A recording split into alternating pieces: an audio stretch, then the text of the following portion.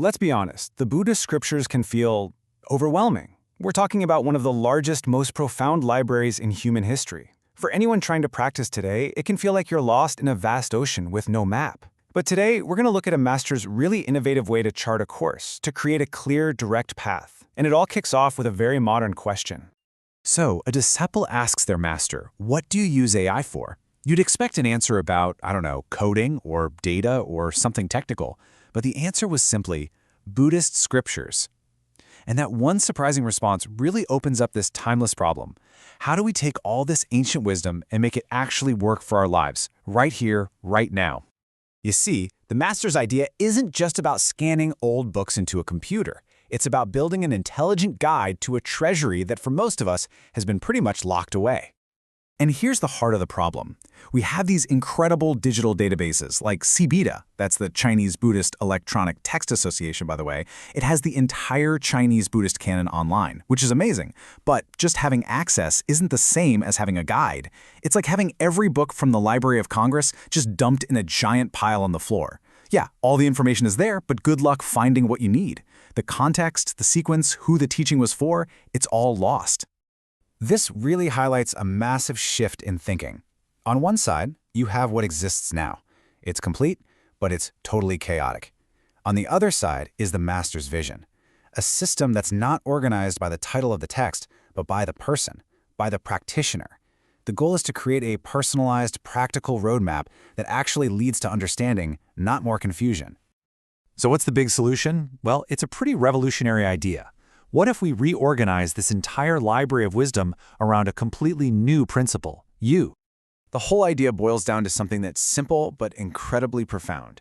A teaching only works if it's the right teaching for the person hearing it. It's got to match their capacity, their culture, and, their specific inner struggles. It's like medicine, right? A doctor doesn't give every single patient the exact same pill for every different illness. Okay, so what does this look like in practice? Let's take a classic Buddhist practice, contemplating the impure nature of the body to reduce attachment. You'd think that's a one-size-fits-all teaching, but it's really not. For ordinary people like us, what Buddhism calls beings in the desire realm, the teaching is very external. It's observational. The instruction is literally, go look at corpses. By seeing decay outside ourselves, it helps break our attachment. But for higher beings in the form realm, beings who've already moved past those cruder desires, the teaching has to be way more direct, way more visceral. For them, it's not about looking at something else, it's about seeing their own internal reality. The Buddha describes the body as an ochum, a nest of worms. Now, this isn't meant to be taken literally. It's a powerful metaphor for the teeming, cellular, microscopic life that makes up our physical form. It's a sharp, direct insight meant to sever a much more subtle kind of attachment to the body.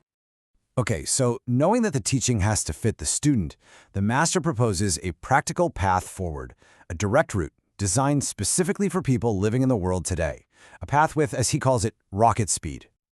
And let's be really clear who this is for. This is not for saints or enlightened masters. It's for the rest of us. The starting point, the base assumption, is that the modern person is probably dealing with some pretty heavy karmic baggage, what the texts call the 5 grave offenses and the 10 evil karmas.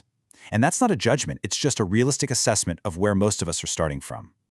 So why the rocket metaphor? Well, it's all about efficiency.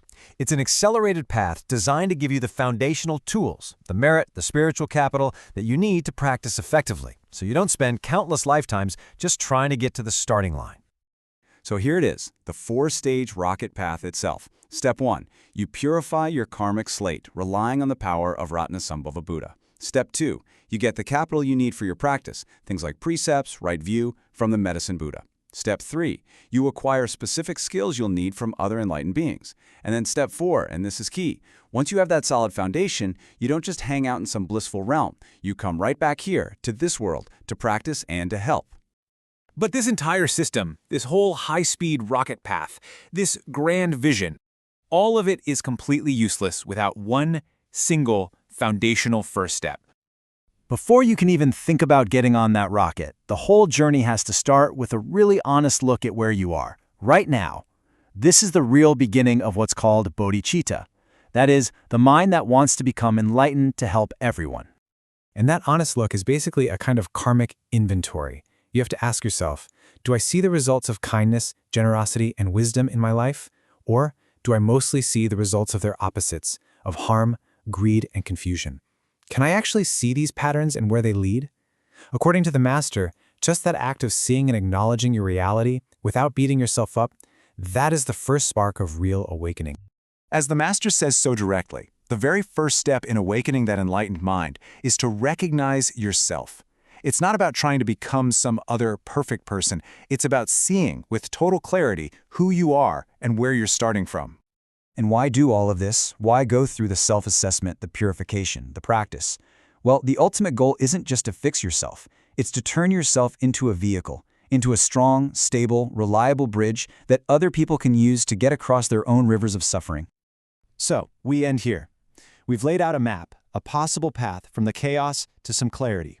But a map is pretty useless if you don't know your own location on it. So the question this whole thing leaves us with is a really personal one. Now that you have the map, have you truly, honestly recognized your own starting point?